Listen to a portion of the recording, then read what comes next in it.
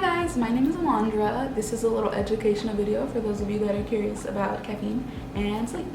So, I don't know about you guys, but I myself am an avid coffee drinker. So I wake up in the morning, I make myself a cup of coffee, and then I start my day, as many other college students do. So there is no doubt that there's been an increased caffeine culture amongst college students. So this has led to increased caffeine dosage in commercial drinks, like energy drinks going up to 500 milligrams of caffeine, which is a lot. Then you have Starbucks drinks that increase caffeine, like the nitro cold brew, that you're only allowed to get one of because they're so high in caffeine content. And then you have super gimmicky things like caffeinated chocolate, which I didn't know was a thing until I looked it up on the internet. So caffeine is often used to sustain attention and increase performance, especially after having a long, rough night or just dealing with some type of sleep deprivation. There is no doubt that caffeine has some adverse effects on our bodies, including cardiovascular disease, sleep disruption, and even addiction, especially when it's taken in the evening. So it's estimated that about 90% of people aged 18 to 58 have caffeine intake in the afternoon, which is not ideal for our bodies. So I was curious to see how varying caffeine intakes affected college students with varying sleep schedules. So here's a little bit about what I decided to do. So this was the study that motivated me to do my own study. The study was conducted on 12 individuals, and the aim of the study was to determine if caffeine administered at different times before bed induced any sleep disturbances. Results showed that caffeine administered before bed reduced total sleep time and had significant effects on sleep latency and sleep quality.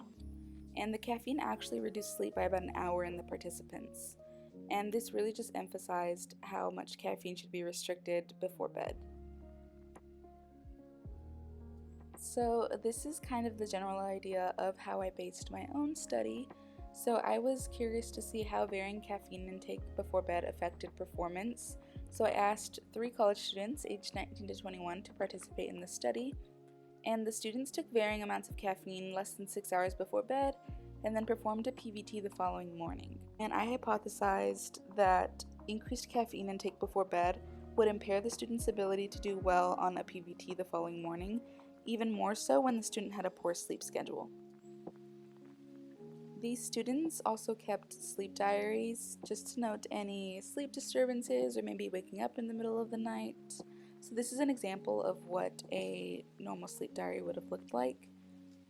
So I know most of you guys aren't probably familiar with what a PVT is. So a PVT, or a psychomotor vigilance task, is a sustained attention reaction time task that measures the speed with which subjects respond to a visual stimulus.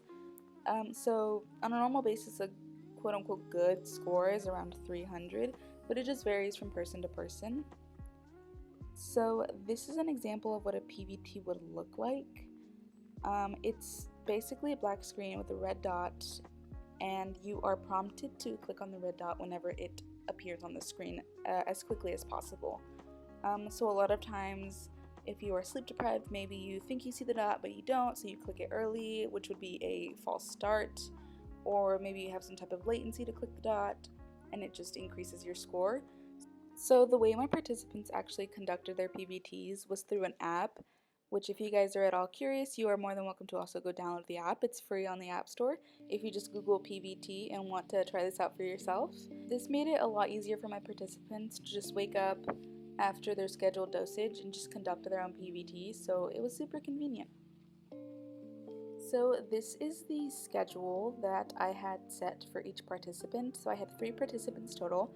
I had a good sleeper who got more than 7 hours of sleep a night consistently, my moderate sleeper, which got anywhere from 6 to 7 hours a night consistently, and my poor sleeper, which got less than 6 hours of sleep a night consistently. So I conducted the study over 3 days where they had a dosage set for that night, and the following morning is when they would document anything in their sleep diary and conduct their own PVTs.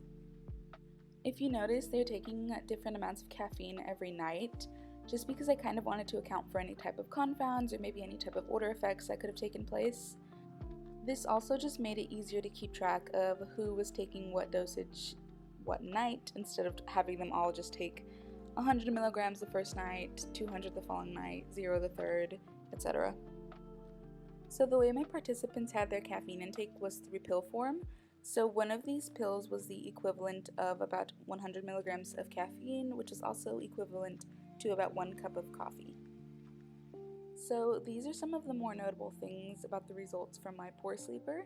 So my poor sleeper averaged about 4.8 hours of sleep a night, and they reported 0 nighttime awakenings.